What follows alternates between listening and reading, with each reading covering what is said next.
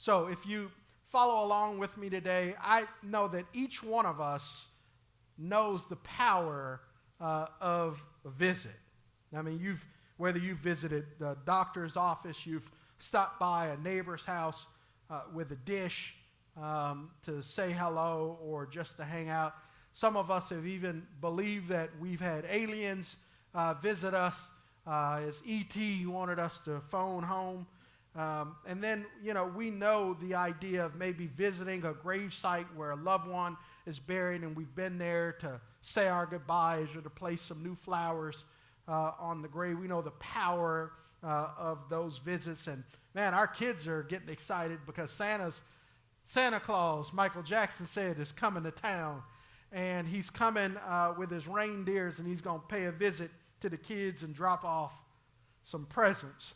I remember I was at this really cool place in 2019 when I was in the DR. I was on this historic place called, and Marcelino, if my Spanish isn't good, you can correct me later, but it's the Calle Las Damas. Did I say that right? It is the first paved road in the Americas, which is the road or the way of the women or the ladies. Is that right, Marcelino? That sound about right? Calle? All right, thank you for that. But I remember when I was in the DR, they took us to this special place, and they said this is the first fortress and the first paved road in the Americas. So those shoes that you're looking at, those are my feet on the first paved road. And we visited some historic sites and places that we've got pictures, and so those visits and those memories will stay with us forever. And so we know the power of a visit. I love this. One pastor wrote this, Dave Gibson said,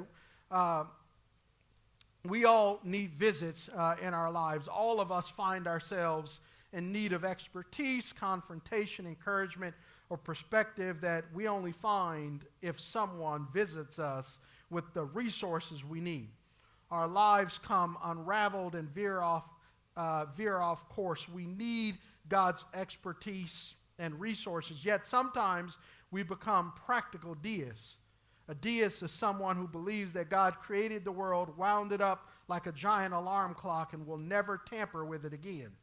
They don't pray, they don't expect miracles, they don't anticipate any visits from God.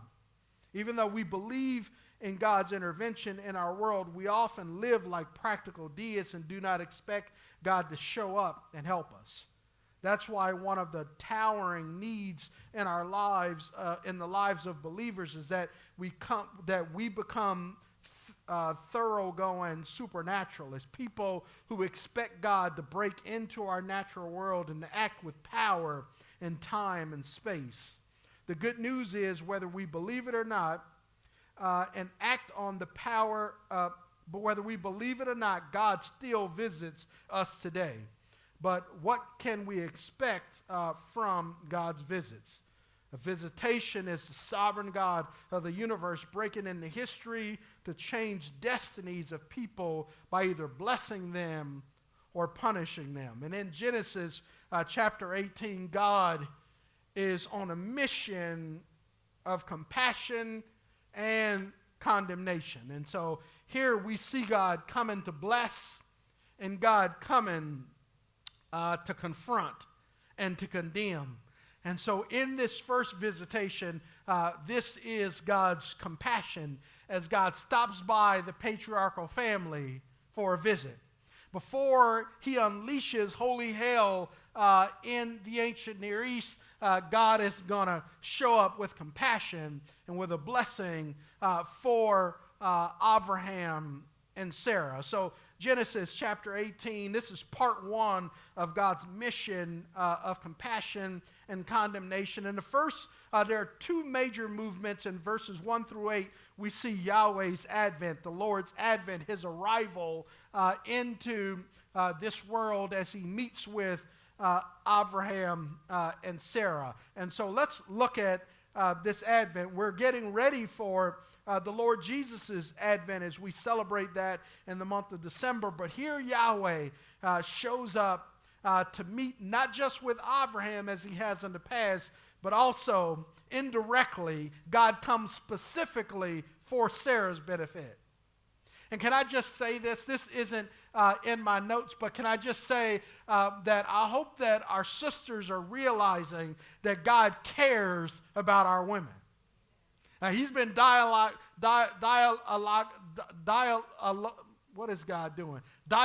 a lot with Abraham. But I want you to notice that he has a special visit for Hagar in chapter 16, and then here he comes specifically for Sarah's benefit.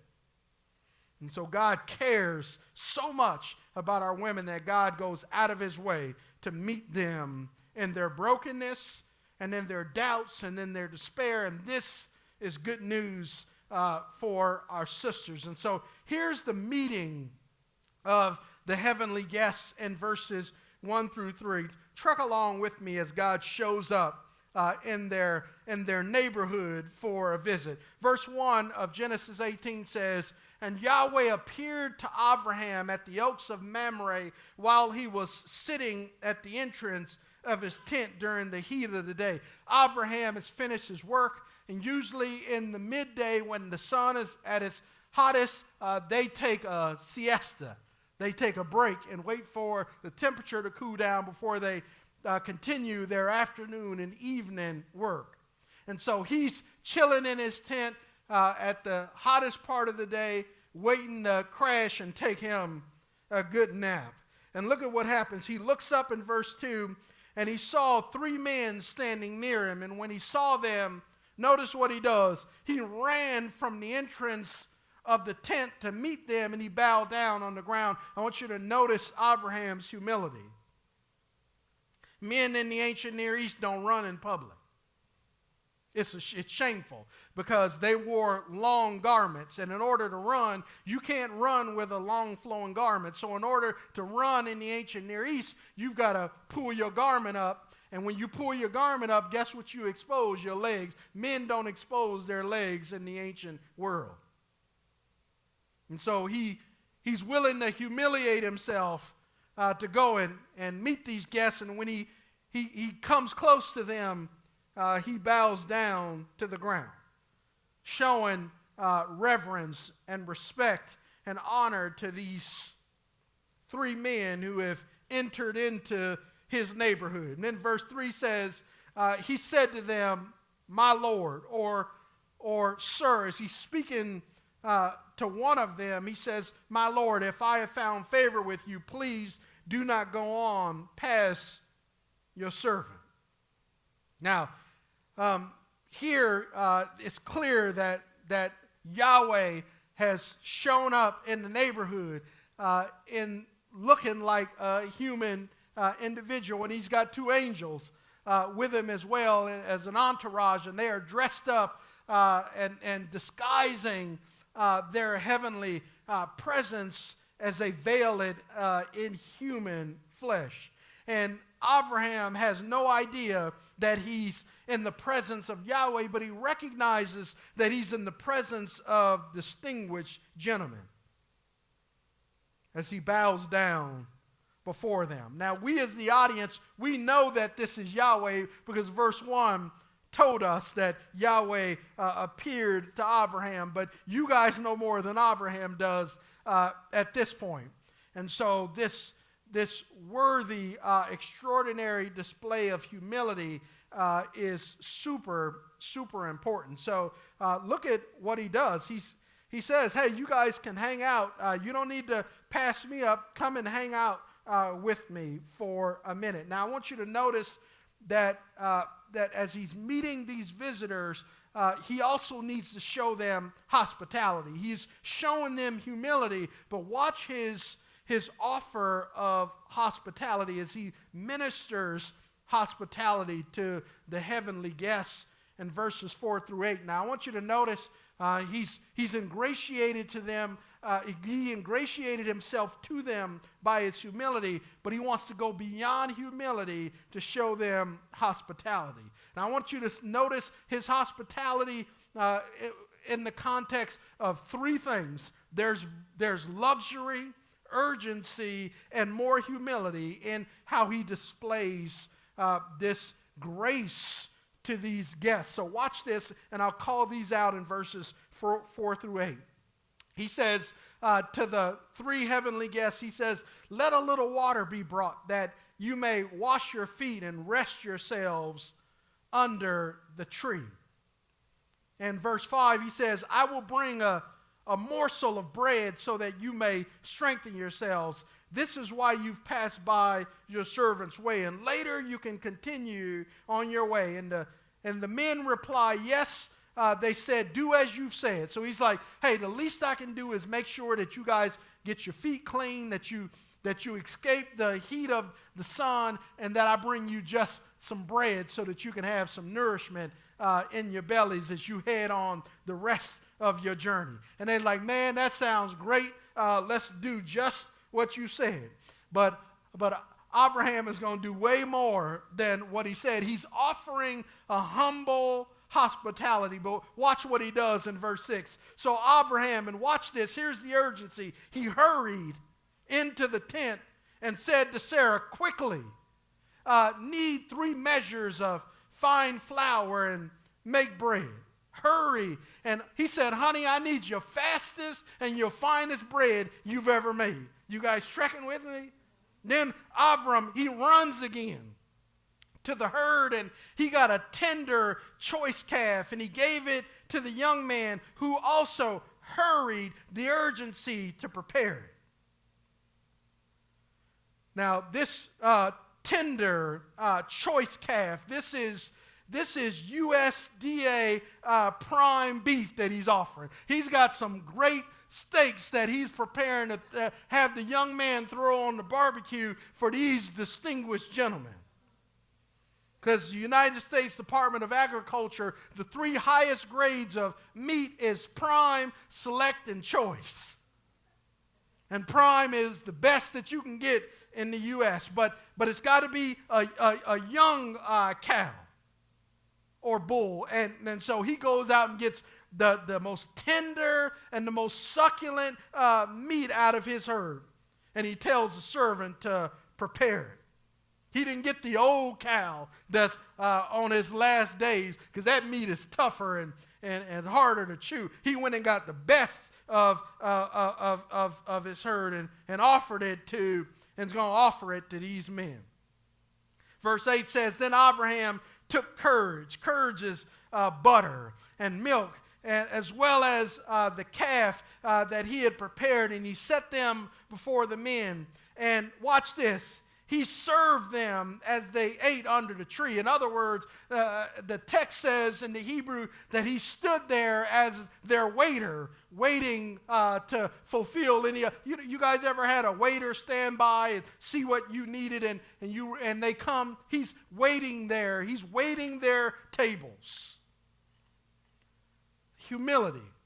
Notice that Abraham doesn't cook up this banquet, this feast, and then he parks his feet under the table like he deserves to be at that table. He's the patriarch. That's his family. That's his neighborhood. That's his tribe. He's one of the wealthiest men in the world. And notice he stands by and conducts himself like a servant, like a waiter, waiting tables, and he doesn't sit down and join the meal. Now I want you to notice that the measures of flour that he tells Sarah to quickly take her fine bread and wheat and do this. This amounts to 5 or 6 gallons of wheat. You don't serve. You think about a 5-gallon bottle of water full of wheat. That's enough to feed. That's enough to make bread for a crowd, not 3 people. And for Abraham to go and get a young bull calf, usually for 3 people, you would settle for a sheep or a goat, not a big bull. Again, the feast, the banquet that he's preparing for them is lavish. This is the type of meal you would serve a king or a god. And so there's luxury. And the bread the butter, the milk, and this prime beef that they've prepared. And he's hurrying and scurrying to hurry up and get this meal prepared for these brothers. And then he waits by and to see if they would need anything else. I love how Abraham serves up and treats strangers with humility, with urgency, and with luxury. I wonder if we're going to be the people of God. I wonder how we roll out the red carpet for people who show up on Sunday when they come into this house. What is our hospitality like?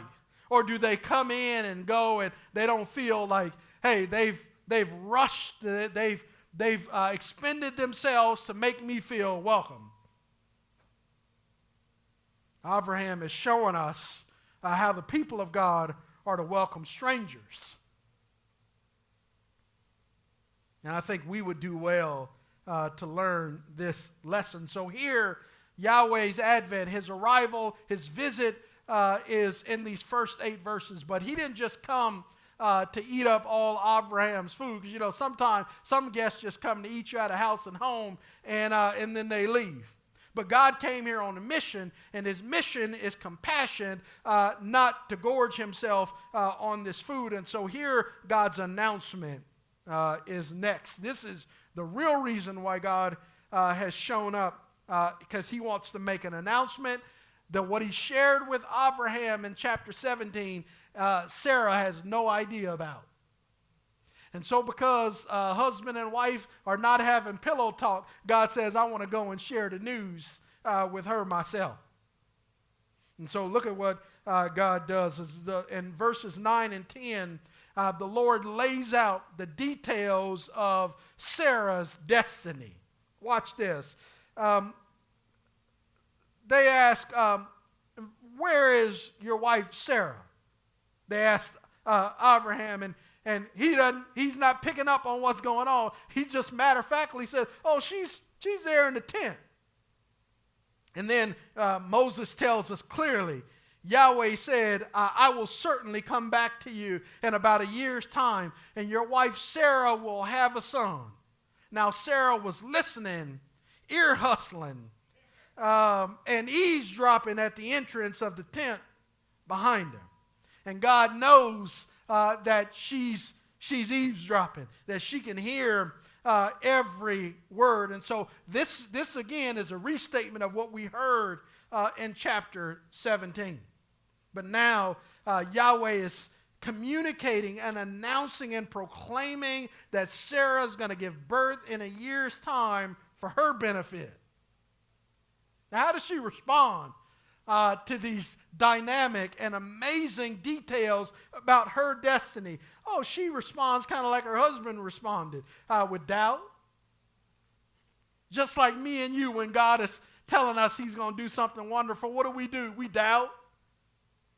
We conjecture. We get skeptical, right? And so look at what she does in verses 11 and 12. Abraham, this is a note from Moses here in the text. Abraham and Sarah were old and getting on in years, and Sarah was past the age of childbearing. Again, he's reminding us that she's post-menopause, because she's 89 years old.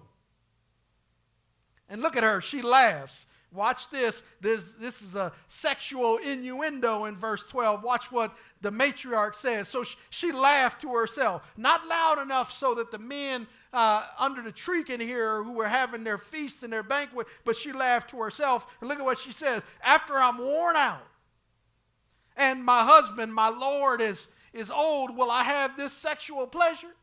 You mean we're going to get under the sheets again at 99 and 89?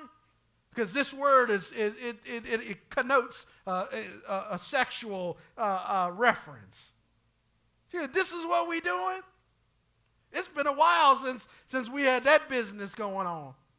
And she thinks this is hysterical. But again, her laughter is indicative of the fact that she is skeptical and struggling with this idea that she's going to give birth in a year, and she knows that intercourse with her husband is the only way to get pregnant because they didn't have IVF and these other methodologies for getting pregnant. And so she's taken aback by this.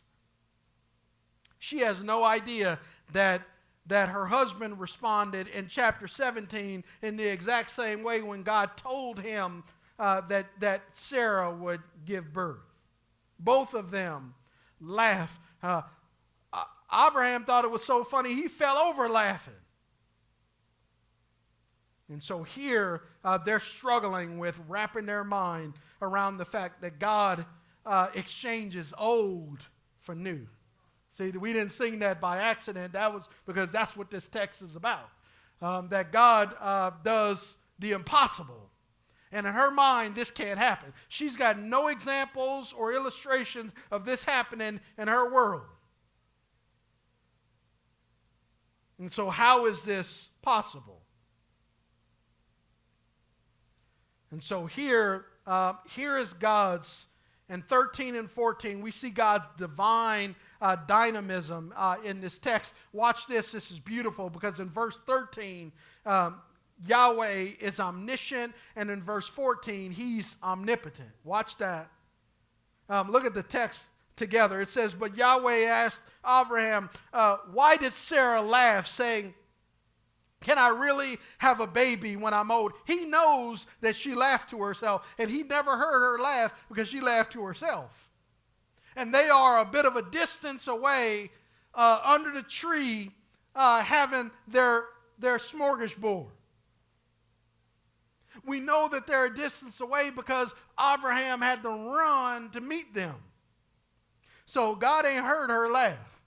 But because he is the all-knowing God who knows our thoughts before we do, because he perceives our thoughts, he knows our words, and he is Ishmael. He is the God who hears. God asks Abraham, why is your wife laughing at this destiny that I'm declaring for her life? What is funny about this? And I'm sure that Abraham is a little embarrassed that God is calling out his wife. He's omniscient in verse 13. He's omnipotent in verse 14. I love this. Don't ever forget Genesis 18 and 14 as God says, is anything impossible for Yahweh? God says, at the appointed time, I will come back to you in about a year and she will have a son. God is omniscient. He knows her name even though Abraham never told her. He knows that she will give birth, and he knows the timeline. He knows the question she asked to herself, and he knows she laughs. Now, as the El Shaddai, there's nothing too wonderful, extraordinary, phenomenal, marvelous, or difficult, or anything that's impossible for our God. I want you to notice something that God says at the appointed time. It's at the time that he has declared. I want to just put a pin in that and say, when God's going to show up and do and execute his perfect plans and purposes for our life, I want you to notice that God's going to do them at his appointed time. And you know, our greatest frustration is that God doesn't move when we want him to. He doesn't show up when we call. He doesn't show up and fulfill what we want in our time frame. God says at the appointed time. They've been waiting 24 years for this. But it wasn't time. And that hurts me to say that because I needed God to show up yesterday and last week and the month before that, the year before that. They've been waiting 24 years, but it wasn't the appointed time until this time next year. So folks, we got to wrap our minds around not our timing, but God's timing, and persevering until the appointed time, whatever time that is. I love how one author Victor Hamilton said this. He says, Yahweh's question to Abraham is designed to shift the patriarchal couple's obsession beyond their own hopeless situation and their own limited resources to the limitless resources of their God. Note that Sarah's unbelief does not abort or sidetrack or slow down the promise of God. She will still conceive whether she thinks she can or not. That's encouraging because God's going to show up and do what he's going to do in your life whether you believe it or not. Because it's his destiny for your life. And so it's better for us if we believe it than if God's just got to show up and do it, because when we're skeptical and we're sneering and snickering, that's not the best way to walk into our destiny. And so we need to be the type of people who believe that God's going to do what he said he's going to do. And so, again, God's sovereignty and providence are on full display because God says at the appointed time, I'm going to return. And when I return, she's going to give birth. God is saying, I'm going to execute the birth. I'm going to fulfill it. I'm going to make sure that it happens. It's all on me. Y'all don't have to worry about anything. I'm going to bring it to pass. God takes control of things like this so ultimately he can get the glory. That's the reason why we shouldn't be patting ourselves on the back and drawing attention to ourselves. When God does the remarkable, when he does the extraordinary, when he does the phenomenal in our life, we ought to give all credit and all glory to God. I got a 3-word phrase that I'm working on for when God shows up, blesses my life, and blesses this church. I've been working on this 3-word phrase. You know what it is? I'm going to have it everywhere I go. 3 words are simply, God did it. That's all. That's the only thing I know. I don't have any explanation, any innovation, any ingenuity, why we planted churches, why we made disciples, why we baptized the least, the last, and the lost, and why all of this phenomenal thing. God did it. I don't know. I've been practicing my phrase, why I don't have nothing. What is your answer going to be when the floodgates open up? What are you going to tell people? When they put a microphone in front of your face and want you on stage, what are you going to say? I got 3 words, God did it. I don't know. He did it. Oh, well, I was so smart and I got together with my team and God did it. I don't know. That's all I got. And if you don't want those 3 words, then don't call me. But I've been working on it. When I'm at home with nothing, can't put cheese on a Whopper, I'm working on those 3 words. I'm perfecting those now when I don't have nothing. You don't prosper and then figure out how you're going to explain it. You figure out the explanation when you don't have nothing. And that's what I've been working on for the last year. God did it. I don't know. That's all I can tell you. Call me a fool, don't invite me back. God did it. Now, after God calls out her skepticism and doubt, which God is okay with, God is okay with us struggling and inquiring and exploring. We talked about that last week as we talked about the difference between cynicism and skepticism. God is okay with our doubts. God's okay with us exploring for truth and wanting more answers. God's okay with that. He can handle that. But God calls it out. Now, that's interesting. I can't explain this for the life of me. And I want to get to heaven and ask God this. Because last week, Abraham laughed and God wasn't taken aback by it. This week, Sarah laughs and God calls it out. What's different? Actually, Abraham not only laughed, he fell out laughing. Why Sarah get rebuked, but Abraham doesn't? God got to explain that one to me because that don't make sense. It's just a small question. I got big questions, but that's a small one. What is the difference? And here she denies it. As the guests, Abraham peels away from the guests, he confronts his wife. As you know, we've had those conversations about things that didn't go right. go right. And so husbands and wives got to break that all down. Look at verse 15, and then we'll end on this. When Abraham confronts her about laughing at God's destiny for their lives, notice in verse 15, she denied it. She said, I didn't laugh. And she said she didn't laugh because she was afraid. But Abraham said, no, yes you did. You did laugh. Because the Lord told me you laughed. And so you lying. But that's what happens when folks are afraid, right? We've noticed that in Genesis. When Adam and Eve heard the Lord walking in the cool of the day, what did they do? They hid themselves because they were afraid. Avram cooked up the scheme in Egypt about Sarai being his sister and not his wife. Well, she is his sister, but she's also his wife. But that half-truth was perpetuated. Why? Because he was afraid of the Egyptians. Now here, Sarah is lying about whether she laughed or not because she's afraid of either Abraham being angry with her about Yahweh's vengeance, but when people, godly people in the biblical text get scared, they start flipping out, hiding and lying and scheming and conniving. And man, aren't we just like them? Because fear causes us to want to save our backside, and so we start doing whatever to preserve our own hide. I love. You guys know Armani's song, This Side of the Promise, is one of my favorites, and we're going to end today with that song. But here are 3 takeaways.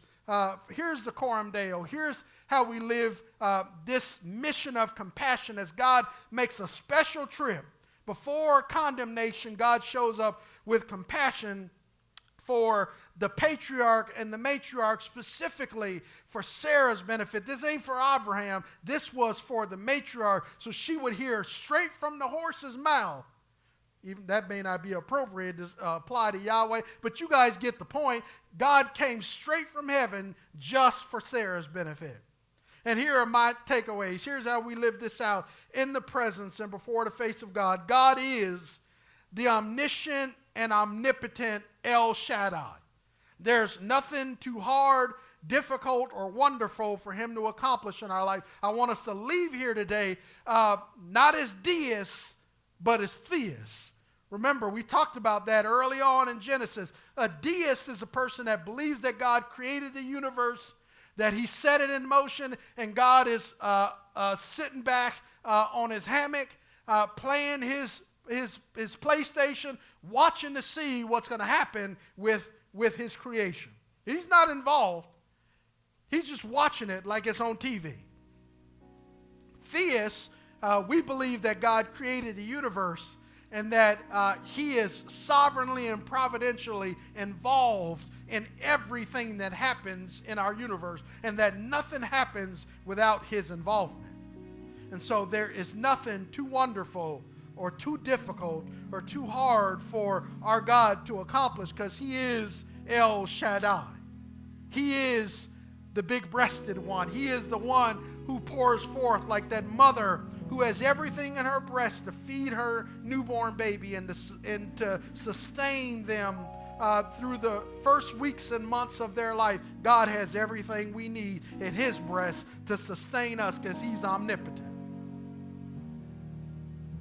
And so God walks through and past the impossible.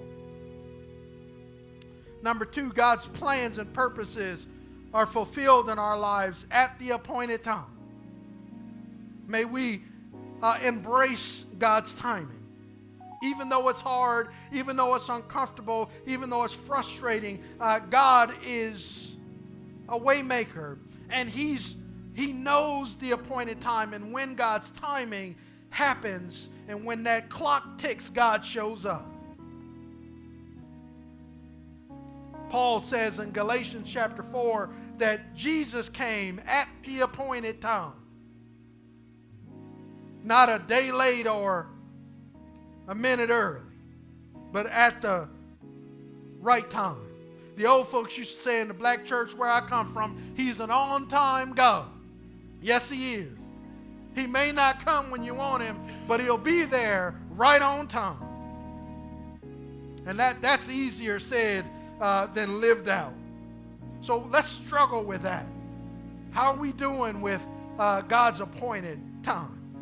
And then lastly, like Abraham, may we be eager to show hospitality, for by doing this, we may be welcoming angels as guests without knowing it. Hebrews 13:2 says, don't be neglectful in welcoming strangers, because God is sending angels among us, and far be it from us to have an angel in our midst and we just let them come and go, and we don't go out of our way to show hospitality.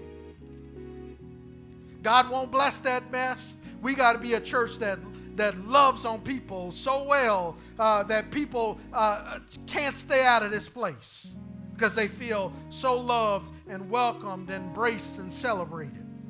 May we learn from our father Abraham, or Abraham, that this is the way we show hospitality. And may our hospitality be humble, may it be luxurious, and may we break our necks to bless people that God sends in among us.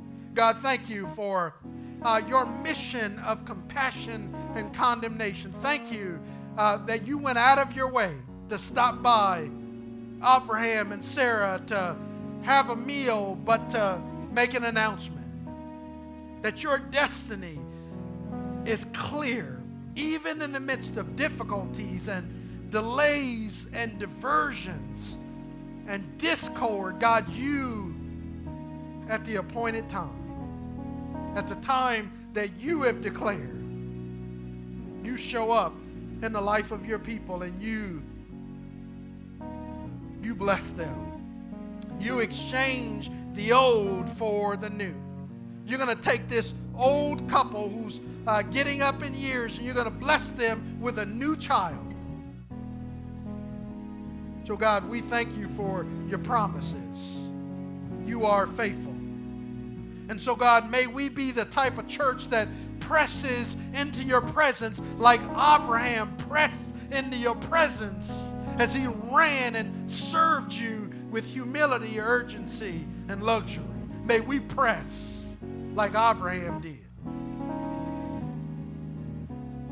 God, you're worthy of that kind of love and sacrifice.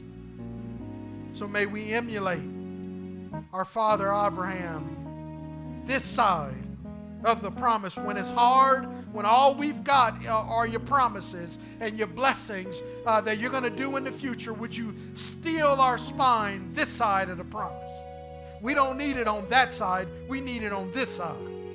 So, Father, as you do your work, would you glorify yourself, and would you edify your people in Jesus' name?